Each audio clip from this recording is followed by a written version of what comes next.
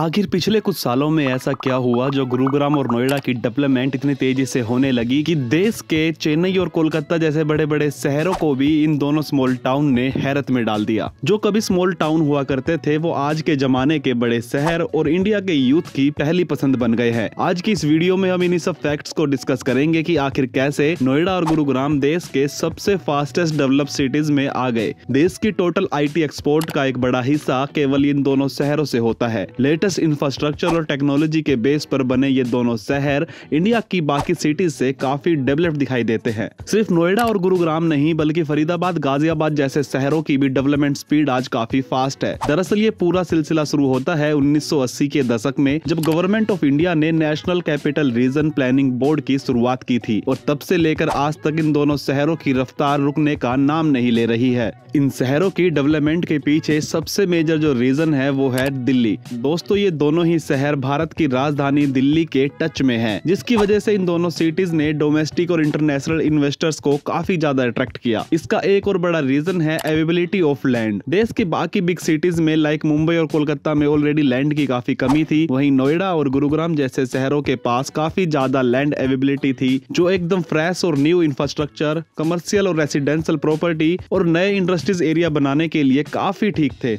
लेकिन इतनी rapid development के पीछे का रीजन सिर्फ दिल्ली और लैंड अवेलेबिलिटी नहीं है, क्योंकि लैंड तो आपको कोलकाता और मुंबई जैसे सिटीज के आउटर एरियाज में भी मिल जाती, लेकिन फिर भी बड़ी MNCs और इंडस्ट्रीज ने उसको चूज ना करके NCR को चूज किया। उसके पीछे का एक बड़ा रीजन है स्टेट गवर्नमेंट की पॉलिसीज और incentives. State government of Haryana and Uttar Pradesh ने काफी सारी पॉलिसीज इंप्लीमेंट की, जिसमें उन्होंने इंडस्ट्रीज को काफी इंसेंटिव भी दिए इन एरियाज को डेवलप करने के लिए। मैं आपको बता दूं यहाँ पर इंसेंटिव का मीन्स है टैक्स इंसेंटिव, जिसमें इंडस्ट्रीज को tax holidays, tax credit and reduce tax जैसी फैसिलिटी मिलती है। फॉर एग्जांपल टैक्स हॉलीडेज में कंपनी को एक स्पेसिफिक टाइम पीरियड तक टैक्स नहीं देना पड़ता। कभी कभी कम टैक्स देकर और कभी कभी कंपनी को क्रेडिट देकर इन एरियाज में गवर्नमेंट ने इंडस्ट्रीज को अट्रैक्ट किया था। साथ ही स्टेट गवर्नमेंट को ऑलरेडी पता था कि दिल्ली NCR की वजह से इन एरियाज को मेजर बूस्ट मिल सकता है, इसलिए उन्होंने इस सिलेक्टेड एरियाज के इंफ्रास्ट्रक्चर पर काफी खास तौर पर ध्यान दिया था, जैसे हाईवेज, एक्सप्रेसवेज, मेट्रो रेल जैसे कनेक्टिविटी पर ध्यान दिया गया। और नोएडा में तो इन्हीं सब फैक्ट्स को ध्यान में रखते हुए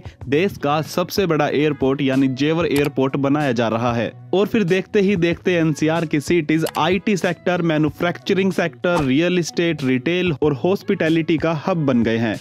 देश के बड़े बड़े 5 स्टार होटल से लेकर लग्जरी शॉपिंग मॉल्स की बड़ी चैन आज देश के इन 2 मेजर सिटीज में मौजूद है। और यकीन मानिए ये बस अभी शुरुआत है, आगे आगे आपको काफी बड़े मेगा प्रोजेक्ट्स यहाँ देखने को मिलेंगे। तो दोस्तों आपको ये वीडियो कैसी लगी मुझे कमेंट करके आप जरूर बताना। अगर वीडियो पसंद आई है और आप आगे भी इस टाइप का कंटेंट देखना चाहते हो तो प्लीज मेरे चैनल को सब्सक्राइब भी करना।